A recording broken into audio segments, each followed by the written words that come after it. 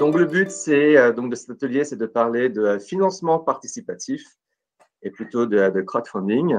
Donc, avant de commencer, d'ailleurs, je vais arrêter le partage.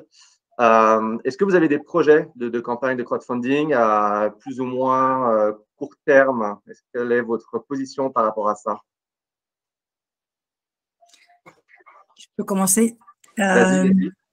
Moi, j'ai posé un dossier de financement auprès de France Active avec le CIC. Donc aujourd'hui, je demande 50 000 euros. D'accord. Pour pouvoir financer pas mal de choses.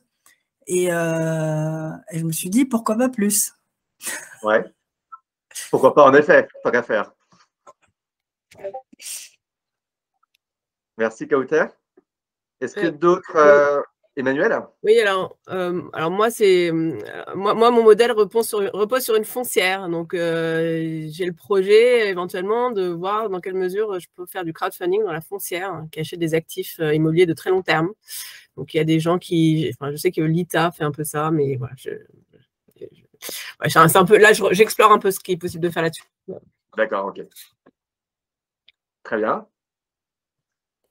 Est-ce que d'autres envisagent ou c'est en réflexion Oui. pour voir Yves? Ouais, nous on envisage de porter une opération. Aujourd'hui, elle est chez 2 acteurs du crowdfunding selon une opération de 400 000 en equity. Il y a différents tiroirs, mais oui, donc du coup, il y a bien une opération. Mais qui est en cours, du coup. Qui est à l'étude. On est sur Ok. du pourparlers. D'accord, ok. Très bien. Parfait. Hop. Allez, je repartage mon écran. Hop, hop, hop. Voilà, vous le voyez toujours. Est-ce que vous le voyez, mon écran? Oui. Ouais, c'est bon. OK. Juste par rapport à la présentation que j'ai faite tout à l'heure, donc je n'ai pas fait un petit focus sur le crowdfunding. Donc, en fait, moi, je suis membre de l'association Financement Participatif France, qui est un petit peu l'association qui fait un petit peu lobby auprès des gouvernements, etc., sur le crowdfunding. Il y a également une présence européenne, puisqu'aujourd'hui, c'est un sujet européen, notamment au niveau de la législation sur le crowdfunding. Et en fait, je me suis lancé sur le crowdfunding il y a à peu près 2 ans et demi, 3 ans, parce que je me suis rendu compte que lancer une campagne de crowdfunding, finalement, c'était comme lancer une campagne de stratégie de marque. Vous allez le voir pendant toute la suite de la présentation. La partie communication, notamment, est extrêmement importante pour le succès d'une campagne de crowdfunding. Donc, c'est pour ça que je me suis aussi spécialisé sur cette spécialité, qui est certes du financement, mais qui est pour moi avant tout de la communication. Donc, je vais commencer par une présentation du crowdfunding pour ceux qui ne le connaissent pas. Ensuite, on parlera du projet de façon très, très rapide. Et enfin, je vous donnerai des règles pour que votre campagne de crowdfunding soit un succès. Il y a énormément d'échecs sur les campagnes de crowdfunding. Et ça, peu de start-upers le savent. Tout d'abord, petite définition très rapide. Donc, le crowdfunding, c'est une solution qui permet de faire financer votre projet, quel qu'il soit, en faisant appel au grand public ou à des business angels quand on est dans le cas de crowdlending ou du crowdfunding par action. Mais dans tous les cas, ça doit se passer à travers une plateforme. Et c'est ça qui fait la particularité du crowdfunding par rapport aux autres sources de financement, c'est qu'il y a une plateforme qui centralise d'un côté les projets et de l'autre ceux qui font les dons en financement ou en contrepartie physique, enfin peu importe. Mais en tout cas, il y a une plateforme qui centralise le tout et qui est obligatoire. Donc, j'ai souvent la question de la part de porteurs de projets, est-ce que je peux lancer une campagne de crowdfunding de mon côté via un site internet où je demande finalement au grand public, aux gens, de me donner de l'argent? La réponse est non, ce n'est pas légal. Il faut que ça passe par une plateforme qui, elle, a tous les droits légaux pour pouvoir récolter de l'argent et ensuite le transférer à un porteur de projet. Donc, tout ça, c'est bien centralisé. Bien évidemment, c'est pour éviter du blanchiment d'argent, le fait qu'il y ait des plateformes et que tout soit réglementé en France aujourd'hui. Je vous ai donné ici quelques petites informations sur les montants collectés par le crowdfunding en France. Et comme vous le voyez, la tendance est à la très forte hausse puisque la collecte a été multipliée par 14 en seulement 8 ans. Donc, il faut savoir que le crowdfunding a été quelque part légalisé en France en 2014. En tout cas, c'est en 2014 qu'il y a commencé à y avoir des règles par rapport au crowdfunding en France. Avant, c'était un petit peu la jungle. Donc, en 2015, il y a eu 167 millions d'euros collectés et l'année dernière, il y a eu près de 2,4 milliards d'euros. Donc, c'est vraiment un mode de financement qui est de plus en plus adopté par les entreprises, quelle que soit leur taille, quel que soit leur moment de vie, début de vie ou au contraire plus avancé.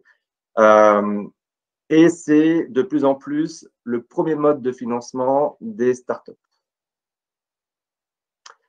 Donc, 2,4 milliards de projets, cela signifie plus de 116 000 projets financés par du crowdfunding en 2022, ce qui représente 318 projets chaque jour. Alors là, c'est que sur la partie collecte en dons, avec des plateformes type Ulule, KissKissBankBank, Indiegogo. Ce nombre-là ne porte pas sur le crowdfunding par action, par prêt, par royalties, que je présenterai tout à l'heure. Mais il faut savoir qu'il y a à peu près 200 000 projets en tout type de crowdfunding, qui ont été financés en 2022. Est-ce que vous vous attendiez à de tels chiffres sur le crowdfunding? Non, c'est... Ouais. Je pensais que c'est beaucoup moins. Ouais. Alors, c'est généralement l'effet que ça fait quand je présente ces chiffres. Donc, c'est vrai que c'est énorme. Hein. C'est vraiment… 116 000 projets en 2022.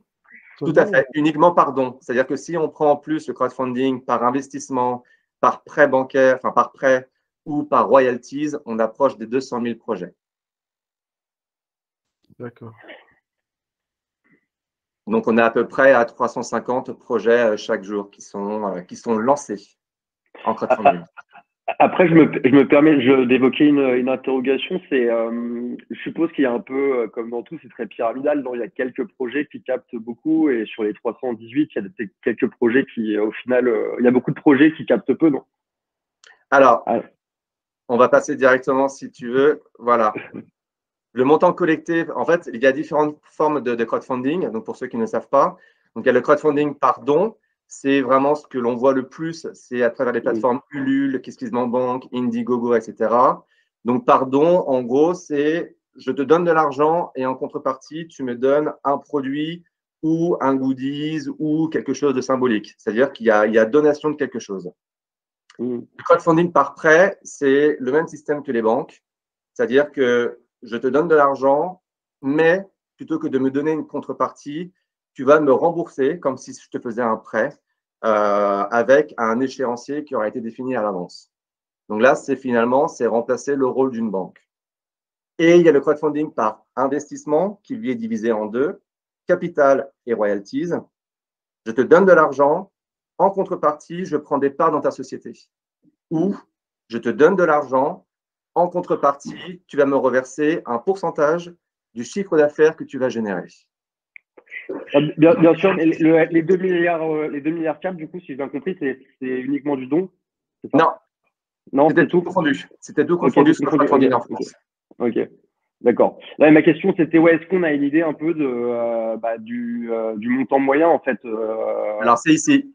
Alors là, je vous dis justement, en fonction des différentes modalités de crowdfunding, donc par don, par prêt et par investissement, vous avez ici la contribution moyenne. La contribution moyenne, c'est ce que donnent en moyenne les gens. Et vous avez en dessous le montant moyen collecté par les différents porteurs de projets. Donc, on est sur un montant moyen, hein, c'est pour vous donner vraiment une idée.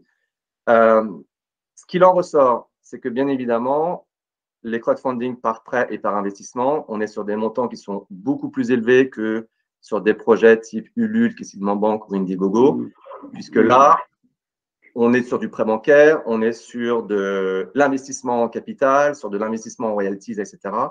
Donc, sur du prêt, le montant moyen d'une campagne est de 173 000 € demandé par les porteurs de projets. Quand on est sur de l'investissement en capital, on est proche des 500 000 euros. Et vous voyez, sur des plateformes type Ulule, le montant moyen de la collecte, c'est 7 000 euros.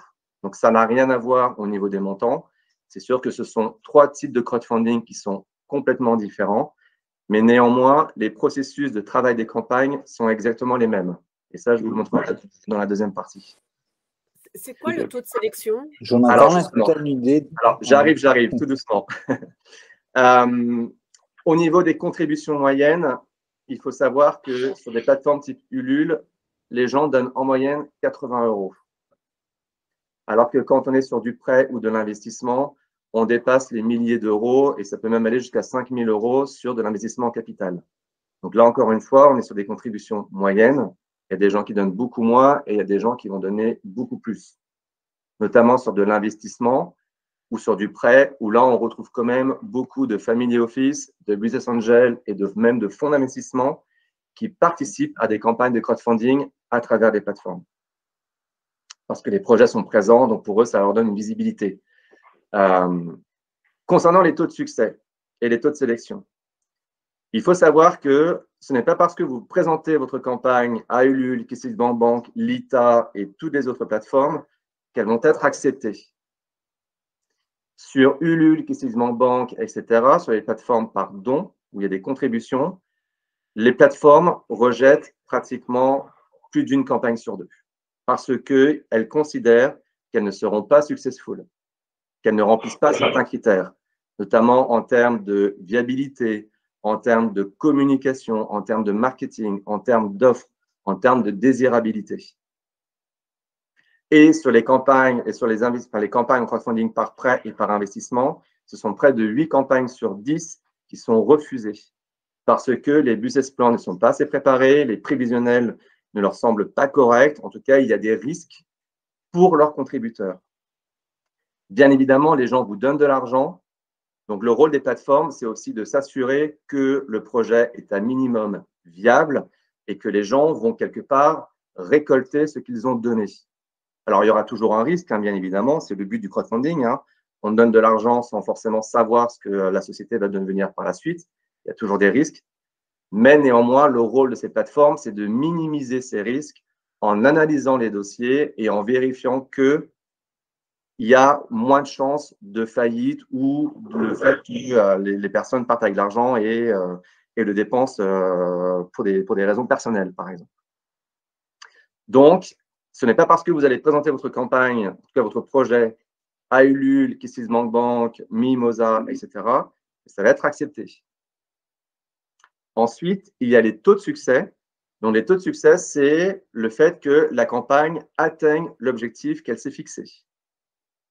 Et on voit que sur des plateformes type Ulule, KissLeadsBankBank, Indiegogo, 8 campagnes sur 10 réussissent. Pratiquement 100% sur du prêt ou de l'investissement, parce que là, il y a une telle analyse de dossier que les plateformes arrivent à mobiliser leurs abonnés, leurs inscrits. Mais ce n'est pas parce que, en tout cas, ce chiffre-là, entre le taux de sélection et le taux de succès, ce n'est pas parce que vous allez présenter votre projet que ça va être une réussite. Et ça, c'est l'une des grosses erreurs que font les porteurs de projets. Je décide de me lancer, je présente ma campagne et elle va être financée, c'est sûr. Non, ce n'est pas sûr du tout. Déjà, 6 campagnes sur 10 sur Ulule ne sont pas acceptées. Est-ce que vous aviez notion de tout ça? Pas du tout. Bah si, évidemment. À ce niveau-là? Peut-être pas à ce niveau-là, mais je sais que tout n'est pas accepté. C'est normal. Ce qui est normal, tout à fait. Tout à fait. Mais généralement, les gens se disent, allez hop, je lance une campagne de crowdfunding, je mets ma page sur Ulule et entre guillemets, j'attends. Et le taux de sélection, est-ce que c'est le même pour toutes les plateformes ou c'est le taux moyen? Ça, c'est le taux moyen. Ça, c'est le taux moyen qui a été communiqué par l'ensemble des plateformes de communication au sein du baromètre du crowdfunding en France en 2022. Okay. Et après, on va parler un peu des plateformes de crowdfunding. Hop, les voici. Voilà. Et voilà. Donc, vous avez…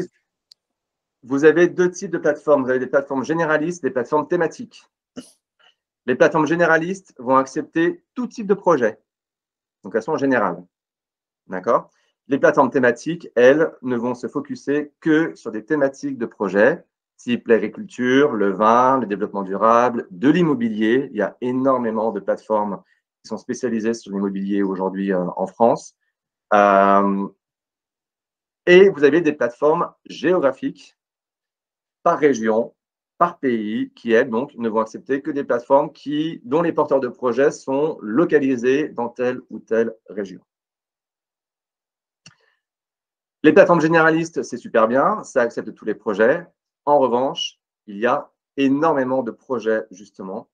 Donc, pour faire sa place, pour se différencier, aujourd'hui, c'est très compliqué. N'oubliez pas qu'il y a 318 projets qui sont lancés chaque jour.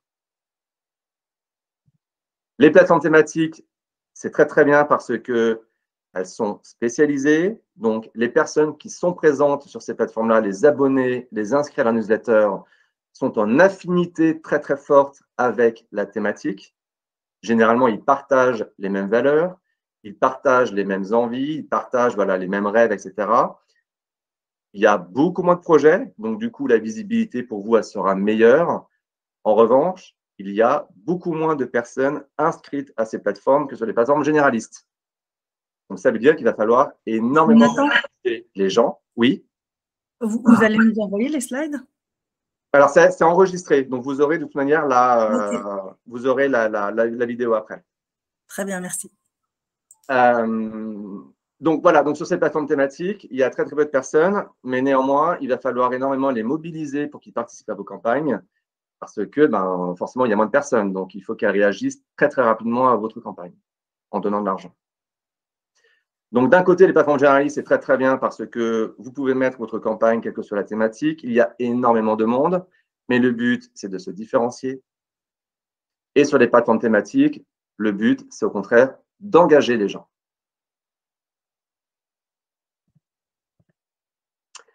Pourquoi faire une campagne? Est-ce que tu as des métriques, Jonathan, sur le nombre de projets proposés, ceux qui passent au succès sur la partie investissement? Là, tu as parlé de la dette. Alors là, bien évidemment, sur la troisième colonne, là, bien évidemment, il y a différentes typologies de plateformes. Donc, oui, il existe des chiffres en fonction des secteurs d'activité, notamment sur l'immobilier, etc. Donc, oui, il existe des chiffres que vous pouvez retrouver, parce que c'est un document qui est en libre accès sur le baromètre du crowdfunding en France en 2022, qui détaille justement précisément les résultats pour chacune des typologies de plateformes. Donc ça, vous aurez toutes les informations dessus. Et nous, en tant que porteurs de projet ESS, qu'est-ce qu'on peut offrir, si on peut parler de la partie don, indépendamment de la partie prêt, qu'est-ce qu'on pourrait offrir? J'ai du mal à imaginer qu'est-ce que je peux offrir. Voilà, oulala. Alors là, on va voir après. Là, on est vraiment sur la présentation du crowdfunding. Après, je vais parler justement des règles de succès, notamment des contreparties. Très bien. Hop. Alors, pourquoi faire une campagne de crowdfunding? Généralement, les gens se disent, allez hop, je fais une campagne de crowdfunding pour trouver du financement. C'est le cas de 90% des porteurs de projets que j'accompagne sur du crowdfunding. Mais néanmoins, il faut savoir qu'une campagne de crowdfunding peut aussi avoir beaucoup d'autres intérêts, notamment de tester son projet, de tester son marché. Parce que finalement, si vous lancez une campagne de crowdfunding, c'est une manière de voir si, au travers des communautés présentes sur les plateformes, votre projet intéresse. Si la manière dont vous concevez votre projet, votre service, va trouver quelque part son marché, parce que vous allez avoir des premiers retours de clients. Ça permet aussi de travailler votre notoriété, votre visibilité. Il faut savoir qu'aujourd'hui, les porteurs de projets qui ont lancé une campagne de crowdfunding se sont rendus compte que ça avait été beaucoup plus bénéfique pour eux en termes de notoriété et de visibilité qu'en simple recherche de financement. Parce que ne serait-ce que sur la création de leur communauté, notamment sur leurs abonnés, que ce soit sur les différents réseaux sociaux, ça a énormément augmenté leurs chiffres. Plus tous les côtés relations presse, etc., et visibilité auprès des journalistes que ça a pu avoir. Donc, il ne faut pas juste vous focaliser sur le fait que l'ancienne campagne de crowdfunding, ça va me permettre d'avoir du financement, mais ça va aussi énormément faire travailler votre notoriété, votre visibilité. Autre point, le crowdfunding est aujourd'hui un élément de plus en plus demandé par des structures d'accompagnement, par des banques, par des business angels, par des fonds d'investissement, pour valider que votre projet plaît et a un marché. C'est-à-dire que de plus en plus, ils se disent, lancez d'abord une campagne de crowdfunding, on regarde les effets et ensuite on voit si on va vous apporter de l'argent par derrière, si on va mettre en complément. Parce que une campagne de crowdfunding, ça demande tellement d'engagement de la part des équipes, et ça on le verra par la suite, que c'est une manière de valider pour des BA ou pour des fonds d'investissement que l'équipe est solide, qu'ils sont prêts à travailler ensemble, qu'ils croient en leur projet et qu'ils sont prêts, quelque part, à mettre énormément d'énergie pour leur projet. Donc, c'est une manière de tester finalement la structure de l'équipe et la réponse que font les contributeurs sur le produit ou sur le service. Et on le voit très clairement, en tout cas moi je le vois à travers les porteurs de projets que j'accompagne, dès qu'une campagne de crowdfunding est réussie, ils ont beaucoup plus de facilité à lever des fonds immédiatement derrière avec des business angels notamment, ou même avec des banques, à avoir des prêts bancaires, que sans avoir fait de campagne de crowdfunding où ils galéraient à avoir des retours des banques, des BA, etc. Donc, voyez vraiment le crowdfunding comme une première étape pour aller chercher aussi d'autres sources de financement à côté et même d'autres types d'accompagnement à côté, puisque les structures d'accompagnement aux entreprises aiment beaucoup voir des équipes lancer des campagnes de crowdfunding, parce que ça en montre encore une fois leur engagement vis-à-vis de leur projet, et notamment leur engagement personnel. Juste une question, parce que j'avais une discussion, une discussion assez informelle avec une des plateformes, et eux, en fait, demandaient qu'on ait déjà des investisseurs, soit des VC, soit des billets, avant de pouvoir proposer notre projet. Donc, c'est un peu le serpent qui se mord la queue. C'était quelle plateforme? Là, c'était Lita, en l'occurrence. Ouais, c'était bon, il y a un an, mais ouais. Ouais, alors, c'est pas étonnant avec ce type de plateforme, puisque tu demandais combien? Bon, enfin, on était en première discussion, mais c'était pour… ouais, on n'avait même pas parlé montant, hein, mais même avant de… Voilà, alors, il ne faut pas oublier une chose, c'est que les plateformes, donc c'est un, entre guillemets, c'est un intermédiaire technique entre vous et les contributeurs, quelle que soit la typologie des contributeurs. Le but de ces plateformes, c'est bien évidemment d'avoir le plus de campagnes qui soient successful pour leur propre image. Puisque si toutes les campagnes échouent, forcément, il y aura, elles auront de moins en moins de campagnes qui leur seront soumises. Donc, le but des campagnes, et c'est aussi pour ça qu'elles analysent de plus en plus en fait, les dossiers et que les taux de succès, en tout cas les taux de sélection, pardon, soient aussi drastiques, c'est quand une campagne est lancée, il faut qu'elle soit réussie. Bien évidemment, quand il y a des montants qui sont élevés en termes d'objectifs, notamment quand on est sur de l'immobilier ou en tout cas sur des campagnes par prêt, par investissement en capital ou en royalties, les plateformes vont de plus en plus demander, alors je ne dirais pas systématiquement, mais c'est un petit peu le cas, est-ce que vous avez déjà des personnes qui vont contribuer à la campagne? C'est-à-dire que pour eux, le fait que vous apportiez déjà des éléments, enfin des contributeurs, hein, elles vont se dire, bon, il y a moins de chances, il y a moins de risques pour que la campagne ne soit pas successful. Non, c'est clair, mais bon, c'est-à-dire qu'en fait, si on a déjà les VC, on n'a pas forcément les instits, on n'a pas forcément besoin d'aller chercher les crowdfunding. Mais voilà. Alors, tout dépend, parce que, encore une fois, ça permet d'autres éléments. Okay. Ça permet de travailler votre notoriété, tout simplement. Donc, il ne faut vraiment pas voir les campagnes de crowdfunding comme juste une recherche de financement, mais il faut voir aussi tout le travail de notoriété, de visibilité que cela va vous apporter. Ouais, attends, j'aimerais apporter un témoignage là-dessus. C'est vrai que quand j'ai démarré mon projet il y a 3 ou 4 ans, je fais de la prospection commerciale au début.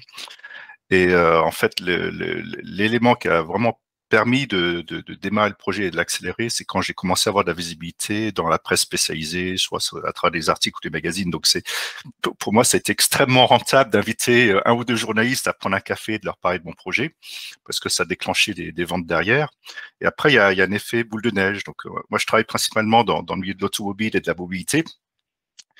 Et un de mes clients, c'est BMW France. Et par rapport au travail que j'ai fait, le PDG de BMW France, donc le numéro 1 de BMW France, a fait un communiqué de presse sur les résultats de BMW dans mes études. Et ce communiqué de presse a eu un effet boule de neige auprès des concurrents comme Toyota, comme Stellantis, qui eux après sont venus vers moi pour passer différentes commandes et différentes études. Donc la construction de la notoriété est extrêmement bénéfique et importante pour le développement de sa marque. Et juste pour dire comment moi j'ai commencé, c'est que c'est pas forcément évident de savoir tiens comment est-ce qu'on attaque les médias, comment est-ce qu'on les approche quand on n'a pas l'habitude de bosser avec eux. Et l'approche pragmatique que j'ai eue, c'est que je suis allé sur les sites web spécialisés dans l'automobile. Et j'ai regardé souvent dans les mentions légales, vous allez trouver les directeurs de la publication, de la rédaction. Eh bien, vous leur écrivez, vous leur envoyez leur email, vous parlez de votre projet, et souvent ils reviennent vers vous pour en savoir plus. Et ça peut déclencher un article qui après fait construit votre notoriété et amène des commandes derrière. Oui, tout à fait, ouais. Et il faut savoir que les campagnes de crowdfunding, en fait, les journalistes en sont très friands parce que forcément, c'est des nouvelles choses que vous présentez.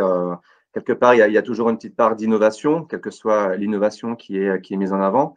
Donc, c'est sûr que de travailler, de lancer un communiqué de presse en disant, voilà, nous lançons notre campagne de crowdfunding pour pouvoir financer le lancement de tel projet, de tel service, avec tel caractère innovant, forcément, les journalistes, en tout cas de votre thématique, de votre secteur d'activité, vont être très réceptifs et vont mettre en avant parce que vous avez une actualité à travers le crowdfunding, vous avez une actualité qui va les intéresser.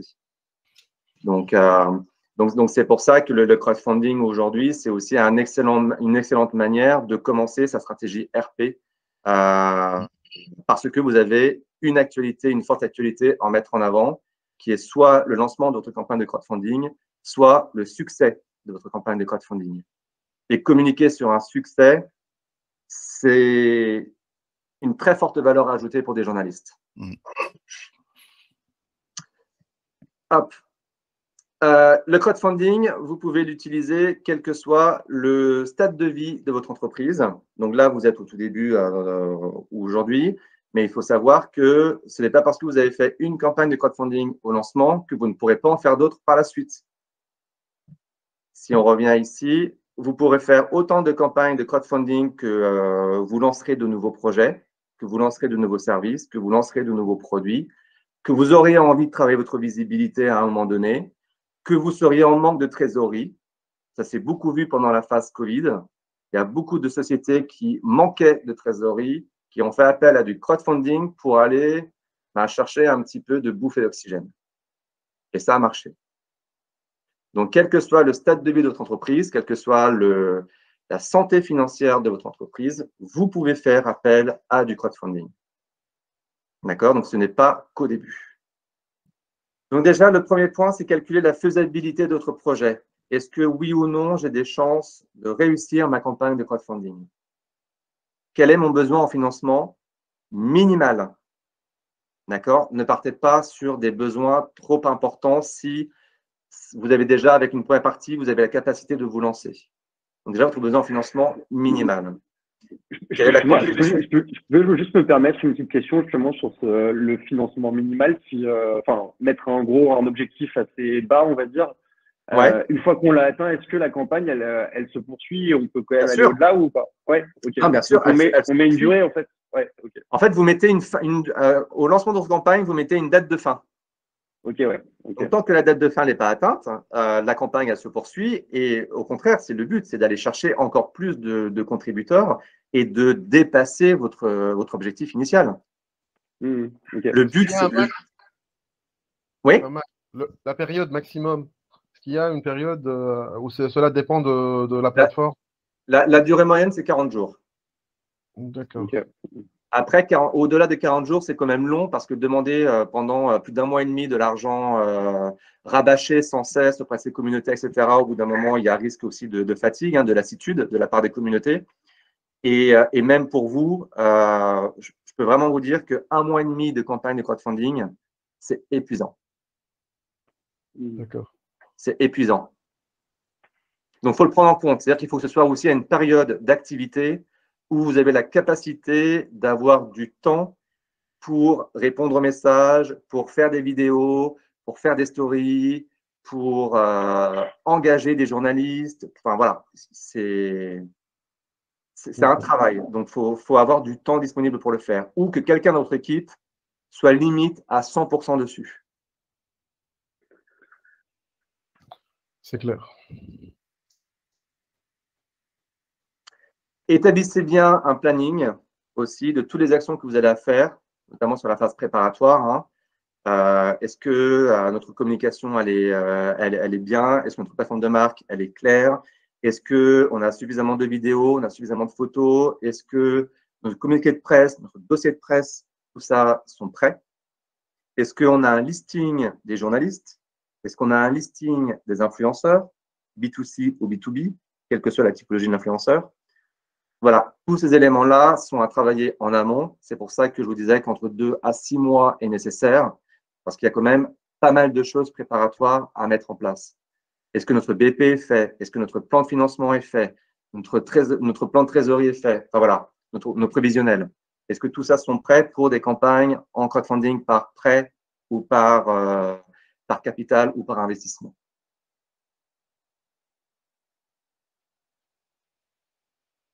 Il faut aussi penser que les campagnes, les plateformes par prêt, par capital, généralement se donnent à peu près 15 jours pour analyser les dossiers. Donc, il faut aussi prendre ce temps en compte, notamment si vous êtes dans de l'urgence.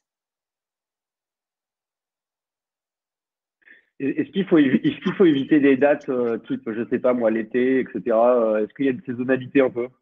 Alors, tout dépend de votre projet. Bien évidemment, le mois d'août est à fortement déconseiller. Et je dirais même maintenant de mi-juillet à première semaine de septembre, parce qu'entre la rentrée, les vacances, etc., les gens sont beaucoup moins disposés à investir. Tout ce qui est période de vacances, notamment sur les plateformes type Ulule, hein, Noël, tout ça, pareil, c'est à déconseiller. Donc, oui, il y a des moments dans l'année où ce n'est pas bon de lancer une campagne de crowdfunding. Ok, merci. Les dimanches, bien évidemment, il ne faut pas lancer une campagne de crowdfunding. Les gens sont pas, en tout cas, sont moins devant leurs ordinateurs, leurs newsletters, etc. Après, tout dépend du projet. Hein. Forcément, sur des projets que les gens vont acheter pendant l'été, si vous faites des préventes sur Ulule sur ce type de produit, c'est pendant l'été qu'il faut le faire, quoi. Oui, bien sûr. Okay. Tout dépend du moment au niveau du parcours d'achat. Okay, ouais. Tout dépend du parcours d'achat. En B2B, il faut éviter les vacances, quoi, de toute manière. En B2B, il faut éviter les vacances, tout à fait. Il faut éviter les vacances et il faut éviter de lancer des campagnes à 10 heures, par exemple. Les gens sont au boulot. Donc, ils ne sont pas en train de regarder leur mail le matin en arrivant ou sur leur pause déjeuner. Voilà, ils ne sont pas à faire des choses personnelles, quelque part. Okay. Enfin, voilà, il faut se mettre vraiment à la place de la cible. Hein, c'est-à-dire que quelle est la meilleure période pour ma cible d'acheter ce type de produit, que ce soit dans l'année ou dans la journée, tout simplement.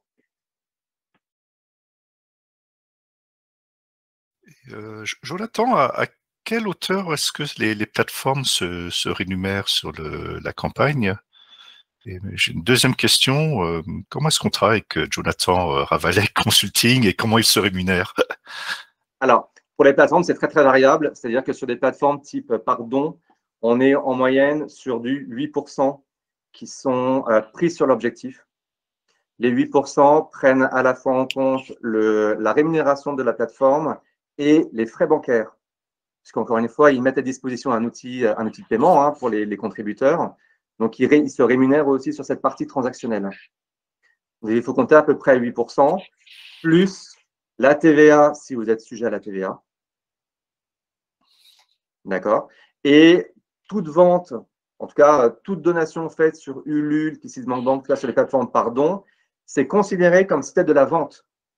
Donc, ça doit rentrer dans votre chiffre d'affaires. Dans votre chiffre d'affaires, tout à fait. Ça rentre dans votre chiffre d'affaires.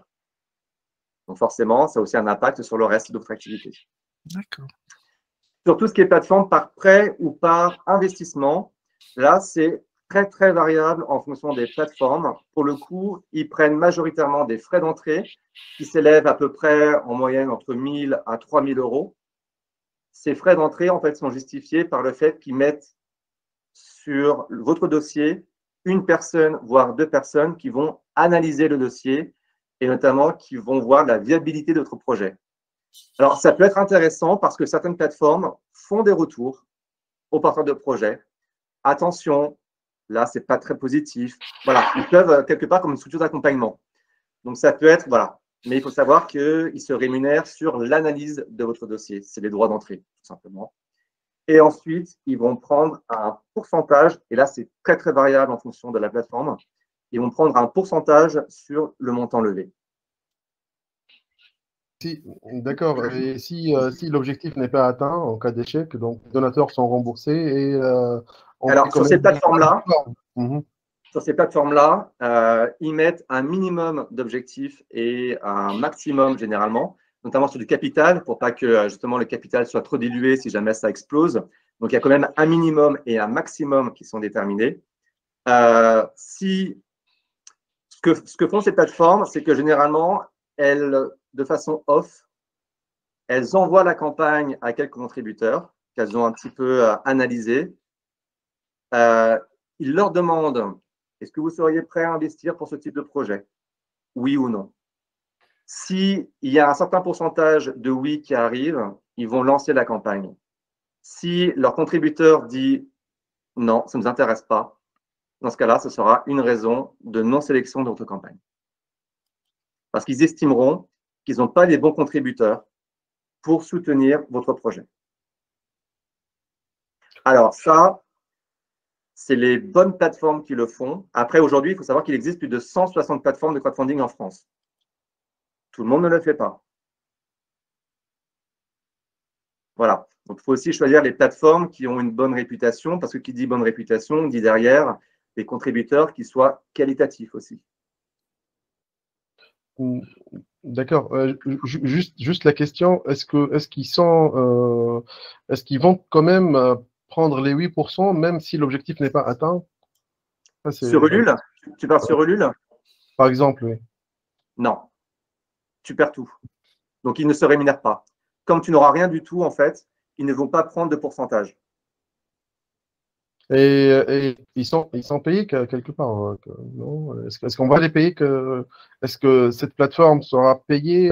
Comment elle sont rémunérés, même en cas d'échec? C'est pour ça que 6 campagnes sur 10 sont refusées. D'accord. C'est parce qu'ils regardent avant les dossiers pour voir s'il y a potentiellement succès pour eux. S'il n'y a pas de succès, forcément, ils ne seront pas rémunérés. Donc, c'est pour ça aussi qu'ils regardent autant les dossiers maintenant. Donc, en cas d'échec, nous aussi, on ne paie rien? Non. Okay. Et en cas d'échec, par contre, en cas d'échec, je peux dire que la e-réputation, elle est sérieusement dégradée. Hein. Ah, d'accord. En cas d'échec, c'est-à-dire si on arrive, je ne sais pas, à 80% de nos objectifs, on ne touche rien. Exactement. Okay. Donc, tout le travail que vous aurez fait pendant 40 jours à peu près, ne servira à rien. Et ça c'est même sur les financements en prêt ou en capital. C'est la même règle qui s'applique. Si en effet le montant minimum pour le coup de cette plateforme-là n'est pas atteint, en effet, vous n'avez pas d'argent. D'accord. Et moi, j'ai eu le cas d'un porteur de projet qui ne s'est pas du tout investi pendant sa campagne. Il ne répondait même pas aux messages des contributeurs.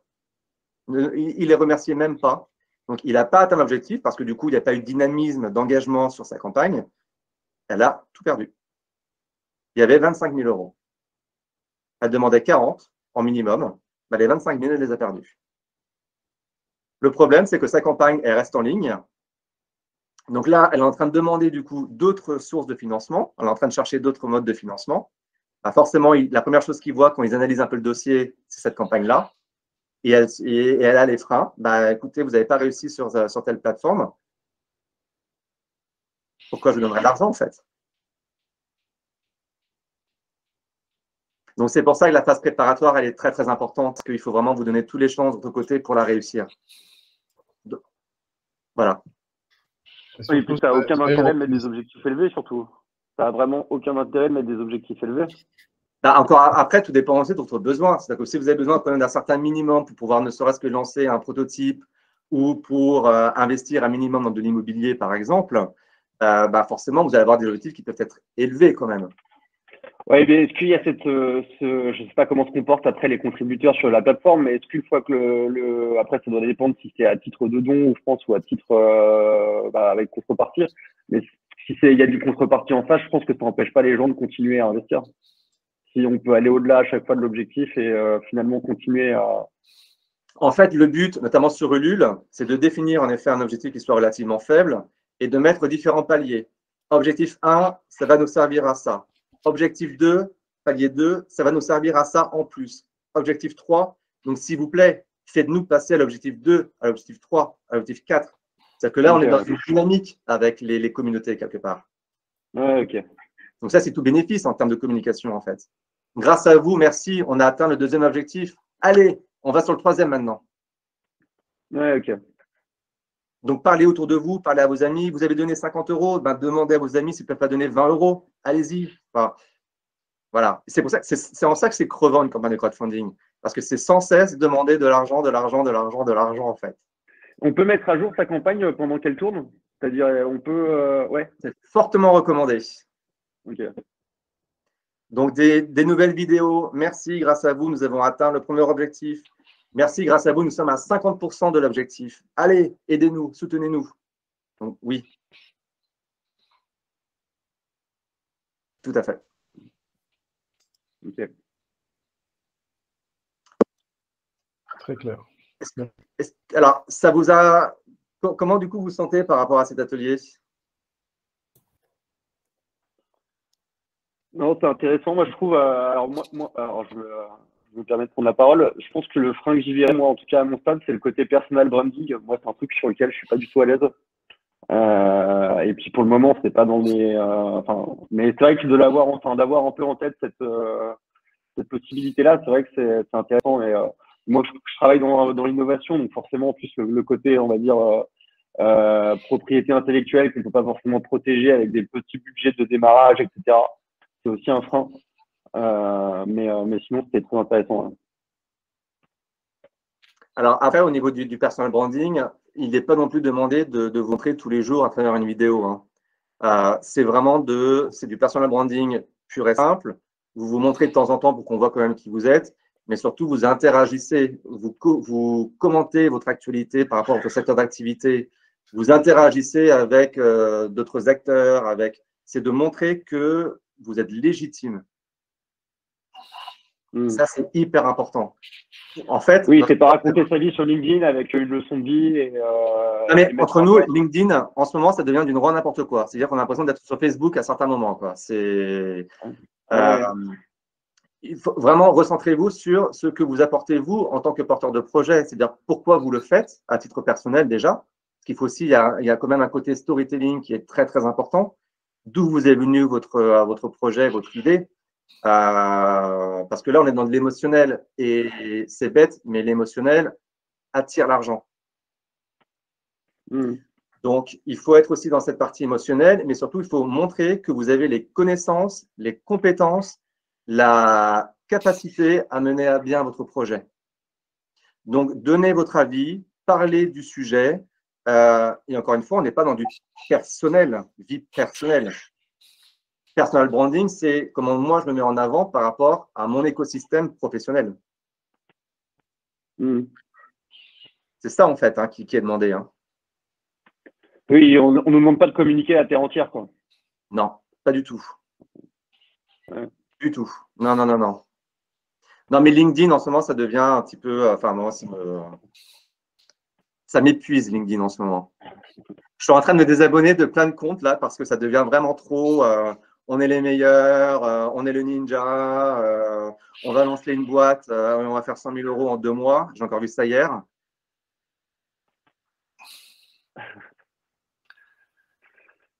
Et donc, Jonathan, pour revenir à ma question, comment vous travaillez, comment vous vous payez? Parce que vous ne faites pas ça gratuitement. Non. En fait, moi, sur les projets de crowdfunding, c'est surtout à l'heure que je fonctionne. Parce que tout dépend. En fait, chaque porteur de projet est à un stade différent de sa campagne.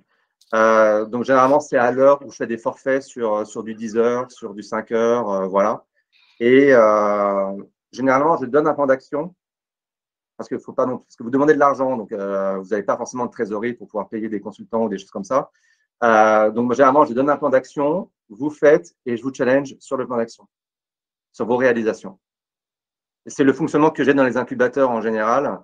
C'est voilà, ok, donc typiquement ta plateforme de marque, je te donne tous les éléments d'une plateforme de marque à travailler, tu le travailles de ton côté et ensuite tu me le présentes et moi je te challenge par rapport à ça. Pareil pour les contreparties, pareil pour l'objectif, pareil, ok, tu définis l'objectif.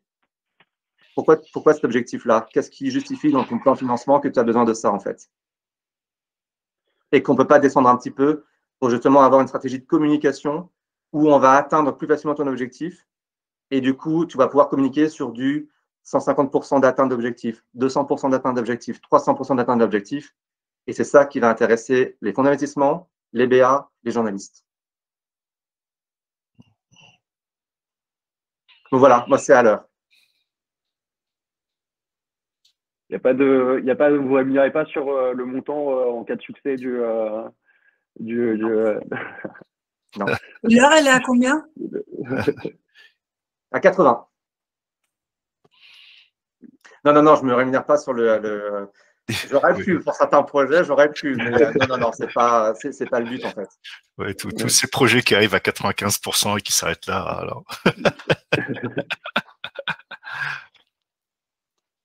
Alors après, pendant la période de la Covid, certaines plateformes ont accepté de soit prolonger les dates, justement quand il y avait du 95%, soit de prolonger de 15 jours pour essayer d'atteindre les 100%, soit quand c'était à 95%, ils se sont dit, bon allez, on fait une exception. Mais parce que c'était pendant la phase de la Covid, donc c'était très, très compliqué d'engager les gens. Donc, voilà. Eux, ils ont tout intérêt à prolonger de toute manière. Alors, eux, ils ont tout intérêt à prolonger parce que forcément, il y aura beaucoup plus de chances de succès, sauf que s'ils le font, après, ça devient un petit peu n'importe quoi. C'est-à-dire que c'est aussi le but de tout ce cadre réglementaire autour du crowdfunding, c'est quand même de fortement canaliser les choses parce que c'est quand même, il peut y avoir énormément d'abus en termes de blanchiment d'argent notamment. Alors après, ce qu'il arrive, quand on est à 95%, et généralement c'est ce que je recommande aussi, que les porteurs de projets se gardent une petite enveloppe et que ce soit eux qui apportent les 5% pour arriver aux 100%. C'est l'expérience qui parle. Au moins, l'objectif est atteint. Ils ont quand même les 95% de l'objectif, qui leur permet de lancer le projet, plutôt que de se dire on perd tout, ce qui est ridicule. Donc généralement, est-ce que quelqu'un de votre famille ne pourrait pas mettre, et après que vous remboursez, enfin après voilà, vous voyez entre vous, mais est-ce qu'il ne pourrait pas finaliser cette campagne pour que vous ayez le montant? On ne peut pas modifier entre-temps. Non, si on ne peut pas modifier. Non. Okay. On ne peut pas modifier. Bon. On ne peut pas, par contre, on peut modifier les contreparties pendant une campagne. C'est-à-dire que si on voit que les contreparties ne marchent pas, on peut les changer. Si on voit qu'il y a une contrepartie qui marche très bien, ben, si on avait mis un montant maximum, par exemple, de contrepartie, on peut augmenter ce montant-là. Là, pour le coup, on peut tout faire. Et Jonathan, vous avez déjà travaillé avec des acteurs de l'ESS ou Je travaille maintenant dans un incubateur qui est spécialisé sur les projets ESS. Très bien. ASUP. Enfin, moi, je suis à Nice et c'est un incubateur qui fait partie du groupe Intermade. OK.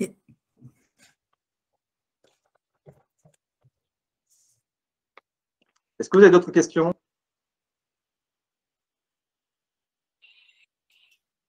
Alors, c'est un sujet qui est très, très vaste. Sauf qu'entre le crowdfunding par don et le crowdfunding par investissement ou par prêt, c'est deux univers qui sont complètement différents. Je dirais que ce qui est intéressant, le crowdfunding par prêt ou par investissement, c'est que vous n'avez pas toute la lourdeur de la démarche d'aller chercher des BA ou des fonds d'investissement. Moi, quand j'ai eu ma boîte et que j'ai fait ma première levée de fonds, j'ai mis 1 an pour faire la tournée des clubs de BA et des clubs de fonds d'investissement, pour présenter mon projet, pour pitcher, etc., ce qui est très, très long et très épuisant. Alors que là, vous avez des plateformes dans lesquelles les BA, voire même certains fonds, sont présents. Ils regardent les projets Donc, c'est beaucoup plus rapide de lancer, en tout cas d'avoir du financement à travers ces plateformes. Plutôt que d'aller voir individuellement chaque BA, en tout cas chaque groupe de BA ou chaque fonds d'investissement. C'est l'un des avantages de ce type de projet. Et puis en plus, ça permet après d'aller retourner les voir, si je comprends bien. Tout à fait. Pour notre cas, nous allons lancer une néobanque communautaire. Donc, est-ce que c'est parce que oui, on souhaite lever autour de 300 000 euros. Est-ce que c'est quoi l'avantage de lever en crowdfunding plutôt que chercher des BA et des investisseurs? Donc, est-ce qu'il y a un avantage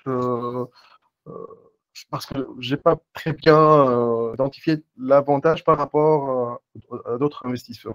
En fait, l'avantage, le crowdfunding, c'est que vous allez avoir plusieurs typologies d'investisseurs différents. Alors que sur un fonds d'investissement, un club de BA, vous avez un interlocuteur qui est vraiment dédié. Là, sur le crowdfunding, ce qui est intéressant, c'est que vous allez avoir aussi, de par les communautés présentes sur la plateforme, beaucoup de retours, beaucoup de messages. D'accord. Ils pourront même vous donner des informations. Bah, tiens, et c'est notamment le cas moi, des projets que je suis, des personnes qui vont donner 100 euros, par exemple, mais qui vont dire, bah, tiens, moi, je connais un tel, très bien que tu le contactes.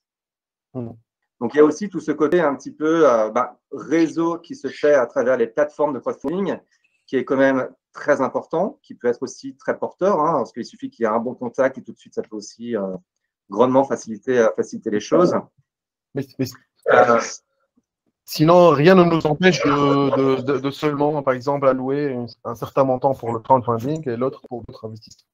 Rien ne nous empêche de partager. Donc, voilà. Tout à fait, bien évidemment. Ouais. Bien évidemment. C'est clair. Non. Et vous pouvez même après aller chercher, même, enfin là, on est sur des plus petits montants, mais en complément, tout ce qui est les aides réseau entreprendre, les aides réseau initiative, tous ces types de subventions, en tout cas de prêts d'honneur aussi. C'est bien évidemment, tout ça peut se cumuler pour faire un montant moyen, enfin, un montant de levée. D'accord. C'est clair. Non. Et ce qui est bien, c'est que si vous faites une campagne de crowdfunding, tout est prêt pour aller voir les fonds d'investissement des BA. Vous avez tous les documents, vous avez toute la stratégie marketing, vous avez toute la stratégie de communication normalement qui ont été testées, validées. Donc, vous arrivez aussi avec un dossier qui est béton et une équipe qui a la niaque parce qu'elle a réussi à lever déjà une partie. Donc, elle arrive avec une autre stature devant les BA, devant les fonds, qui est une stature beaucoup plus sûre d'elle.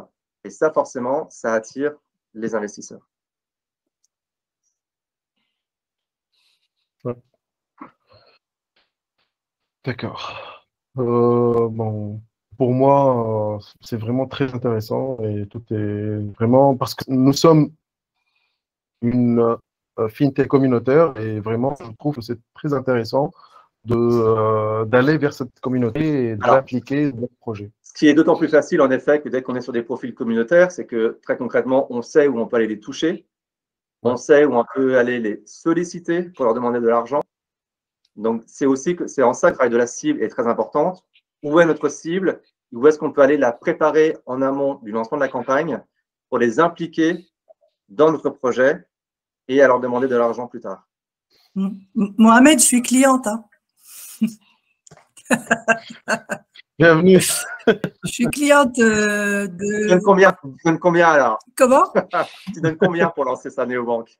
Moi, j'ai besoin d'argent pour mon entreprise d'abord, mais je suis cliente aussi et j'adhère à leur concept. C'est super intéressant, ça me facilite la vie. Alors, pour rebondir par rapport à ce que dit Kauter, ce qui est bien aussi, c'est que quand il y a des campagnes qui sont lancées, moi, ce que je recommande systématiquement, quel autre type de campagnes sont lancées en même temps sur des produits ou des services différents, mais qui ciblent la même audience? Est-ce qu'il n'y a pas un match à faire entre les différentes communautés? C'est-à-dire que les investisseurs d'un côté, est-ce qu'ils ne peuvent pas investir de l'autre? Pour justement aller chercher des contributeurs aussi. Parce que la recherche de contributeurs, elle est très compliquée quand même. C'est-à-dire que demander de l'argent, ce n'est pas anodin, encore une fois. Donc, il faut quand même, comme ça, trouver des astuces. Voilà, il y a tel projet qui est en même temps. Ils ont déjà atteint leur objectif. OK, on va aller les contacter. Et on va leur demander de faire un échange, genre de newsletter ou de communication sur les réseaux, pour voir si on ne pourrait pas avoir des contributeurs de leur part. Mais sinon on commence à plutôt à rechercher la bonne plateforme pour notre levée de fonds. Avant, je crois que c'est la première étape. Donc, à faire avant même d'informer les contributeurs qui peuvent contribuer. Donc, je ne sais pas comment plutôt identifier la bonne plateforme. Voilà. Donc, moi, je dirais qu'en fait, à partir du moment où tu sais que tu vas lancer une campagne de crowdfunding, tu peux déjà communiquer à ta communauté. N'attends pas déjà d'avoir la plateforme, en fait. Tu perds du temps. Plus tôt tu vas communiquer, plus tôt tu les prépares, et plus tôt tu seras engagé et prêt à contribuer. Mais en communiquant, je crois que c'est très important de aussi donner le nom de la plateforme sur laquelle. Forcément, non, c'est pas obligé. D'accord. Si tu dis juste, on prépare notre campagne de crowdfunding pour justement pouvoir lancer plus rapidement notre projet, tu n'as pas donné le nom de la plateforme, c'est pas essentiel. Tu les prépares psychologiquement à donner de l'argent plus tard. D'accord. Donc non.